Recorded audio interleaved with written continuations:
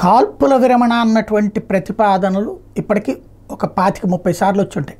అమెరికానే చెప్పింది, అదే సందర్భంలో రష్యాను చెప్పింది, చైనాను చెప్పింది, అందరూ చెప్పారు.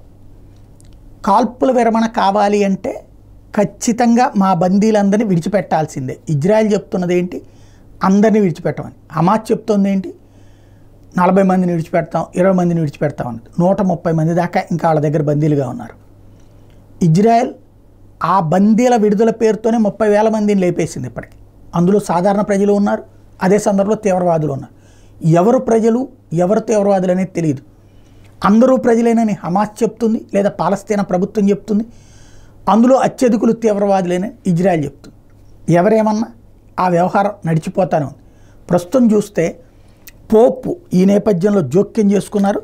పరస్పర దాడులు చేసుకుంటున్నటువంటి ఇజ్రాయెల్ హమాసులకి పోప్ ప్రావిన్స్ కీలక సూచనలు చేశారు. మానవతా సాయాన్ని గాజాలోని పౌరులకు అందేలా సహకరించాలని ఇజ్రాయెల్ని కోరారు.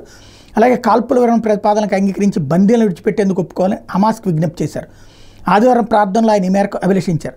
మానవతా సహాయ నిధి మీద అంతర్జాతీయ సదస్సును నిర్వహించనున్నందుకు జోర్డాన్ పోప్ కృతజ్ఞతలు చెప్పారు. తాను గతంలో ప్రారంభించిన పీస్ ప్రేయర్ కార్యక్రమానికి శనివారంతో 10 ఏళ్లు పూర్తయినట్టు పోప్ చెప్పారు.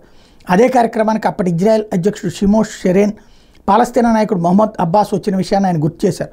చేతులు కలపడం సాధ్యమే, అయితే దానికి యుద్ధం చేయడానికన్నా ఎక్కువ ధైర్యం ఉండాలంటూ ఈ సందర్భంగా వ్యాఖ్యానించారు.